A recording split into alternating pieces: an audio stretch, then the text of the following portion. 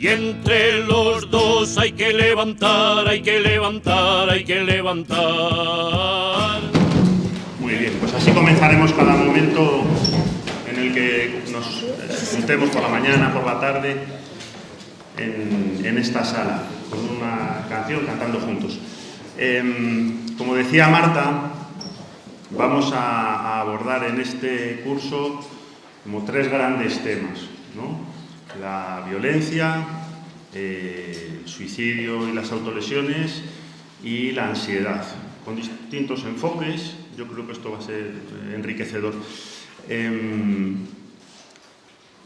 Vemos que en cada una de estas situaciones hay como una emoción subyacente, ¿no? En el caso de la violencia, claramente la ira; en el caso de la depresión, las autolesiones, la tristeza; y en el caso de la ansiedad es el miedo, ¿no? Tres emociones subyacentes que no son las únicas, porque las cosas nunca son así de puras, ¿no? Pero sí, de alguna forma, identificamos de base como estas tres emociones. Y cuando diseñábamos el curso, pensábamos en la necesidad de que el final de este curso no sea qué malo es estar triste, ¿no?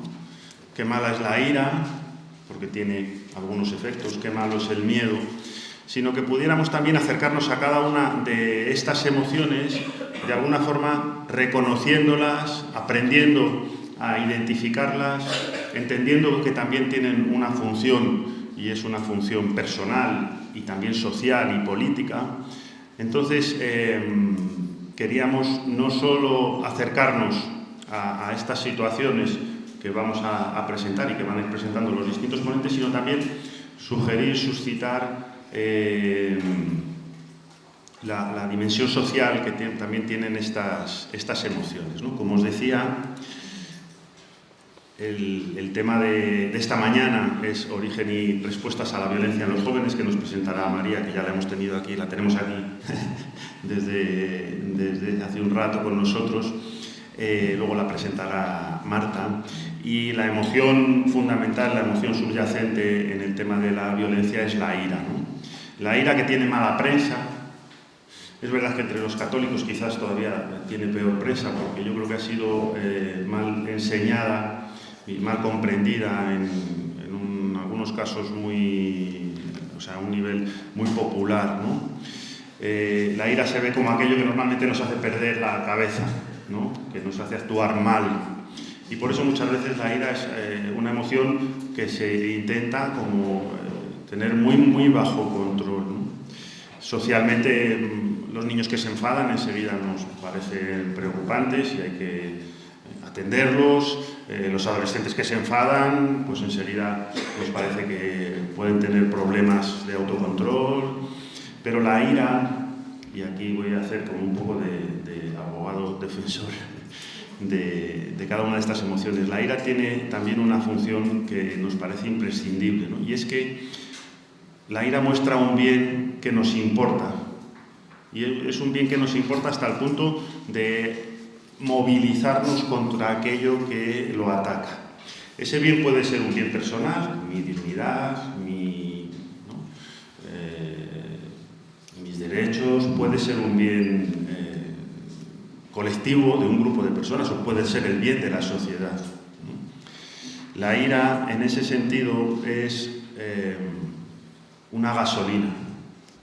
Y esta idea, esta metáfora, ¿no?, de la gasolina, me parece que ayuda a entender que sin gasolina los coches no se mueven. Es verdad que con gasolina podemos ir a 200 por hora y atropellar a alguien o estrellarnos, eso es verdad. Pero tan verdad como que sin gasolina el coche no se mueve. Y la ira es gasolina. Hay dos emociones básicas que son movilizadoras, es decir, que nos empujan a actuar. Una es la ira y la otra es la alegría, ¿no? Como decía antes, la ira fundamentalmente tiene que ver con ese impulso que nos lleva a defender un bien, lo que creemos que es un bien, ¿no? Que con el tiempo debemos ir madurando. Yo os decía antes, es muy normal que el niño o el adolescente que se enfade lo haga por algo suyo, ¿no? Pues porque cree que, yo qué sé, no se le deja llegar más tarde de lo que querría o porque lo que sea, ¿no? Y tiene mucho que ver con una mirada bastante centrada en sí mismo, ¿no? Y lo normal es que a medida que crece, esa ira en torno al bien que tiene que defender personal vaya madurándose y aparezcan también otros elementos colectivos que ayuden a, que, digamos, susciten esa ira, ¿no? Entonces, os decía esto porque en la metáfora de la gasolina lo importante no es... lo importante es cómo conducimos el coche, pero el coche tiene que llevar gasolina. Y la ira lo es. Intentar reprimir la ira, esto ya nos metería en otro asunto, muchas veces nos lleva a la tristeza. La tristeza es tremendamente paralizadora. Luego lo explicaré más despacio cuando hablemos esta tarde, ¿no? Hay una frase en un librito que... Allá atrás hemos dejado unos cuantos libros que no son para llevar. Hemos puesto el cartel, pero os lo digo por si acaso, ¿eh?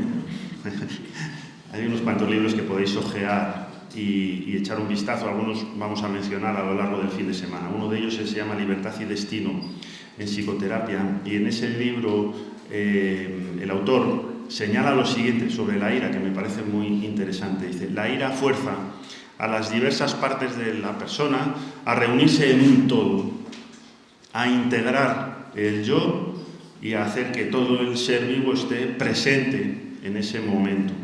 Energiza y focaliza nuestra visión.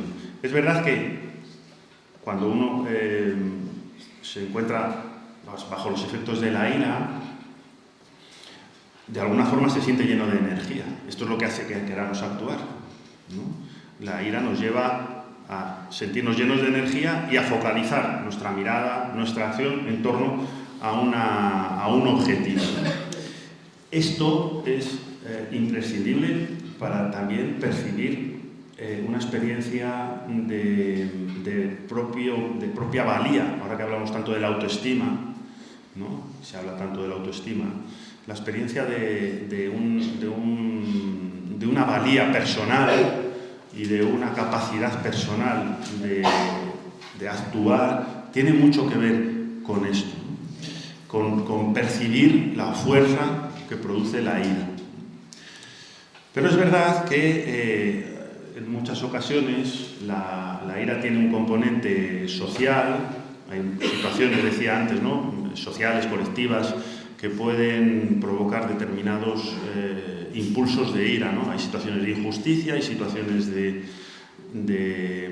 opresión que pueden provocar corrientes sociales de ira, ¿no?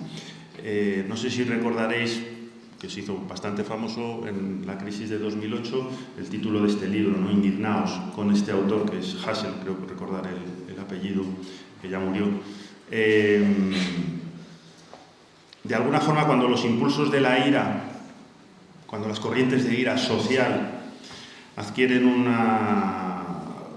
una fuerza suficiente, suelen aparecer organizaciones que buscan canalizar esos impulsos, ¿no? Esas organizaciones, por un lado, buscan canalizarlos a la vez que atizan esas corrientes, que las impulsan, ¿no?, que señalan las injusticias, a veces magnificándolas, que procuran encontrar pequeños resquicios de ella, ¿no? Esto tiene mucho que ver con los objetivos de esas organizaciones, que a veces son políticas, partidos políticos, otras veces son, bueno, y María nos hablará de las bandas, ¿no?, otras veces son bandas, otras veces son determinado tipo de asociaciones, ¿no? Yo creo que ahí hay un elemento, y esto, bueno, es motivo quizás de debate, pero yo lo dejo ya planteado, que tiene que ver con la necesidad, o sea, con que una indignación sin ideología es fácilmente puesta en manos de compañías que se dedican a extraerla como si fuera una especie de recurso, ¿no? Petrolífero. Podemos identificar recurso de votos, recurso de personas, porque realmente tiene esa capacidad movilizadora, ¿no?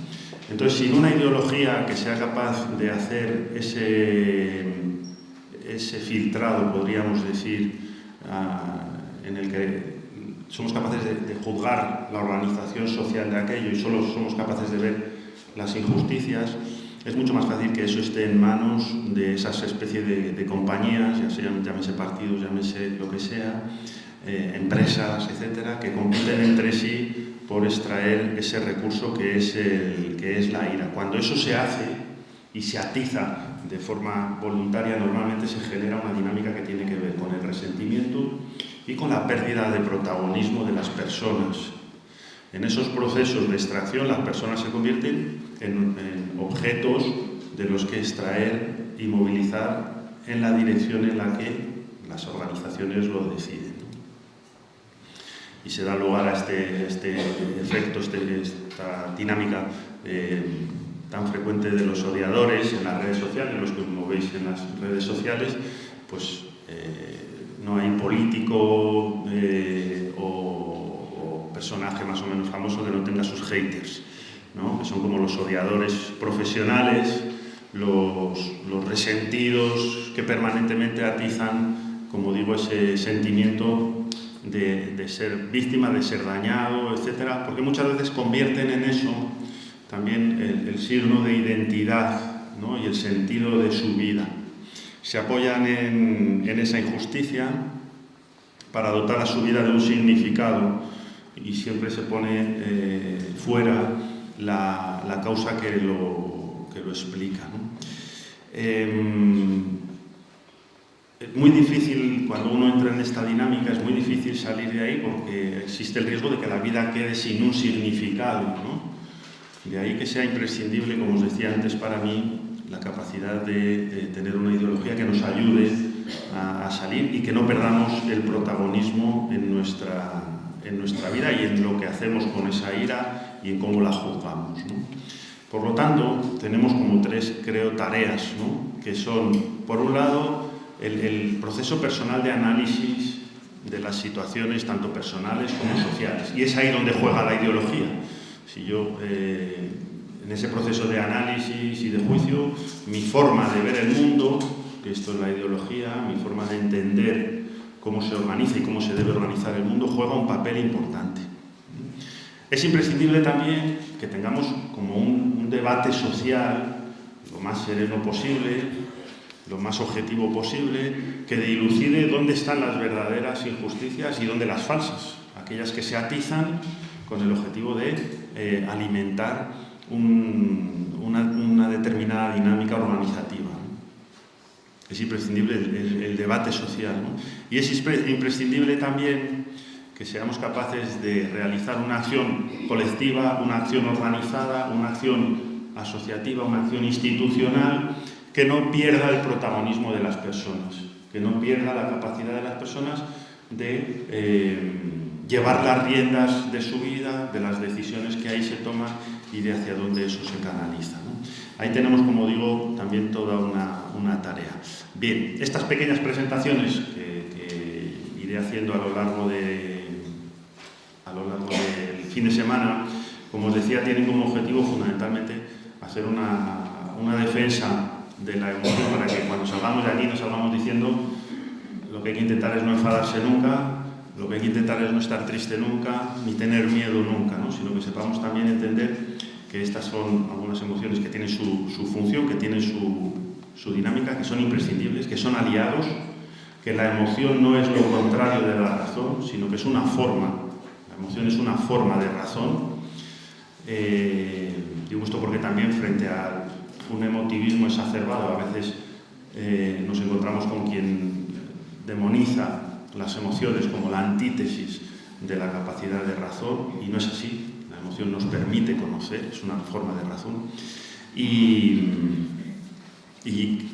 nada más quiero decir con esto que vamos a tener la ocasión también de escuchar a cada uno de los ponentes que seguramente alimenten también en nosotros el deseo de entender mejor lo que pasa, lo que nos pasa y lo que pasa en este mundo. Y para eso ya Marta nos presenta. Y entre todos hay que levantar, hay que levantar, hay que levantar. Y entre todos hay que levantar.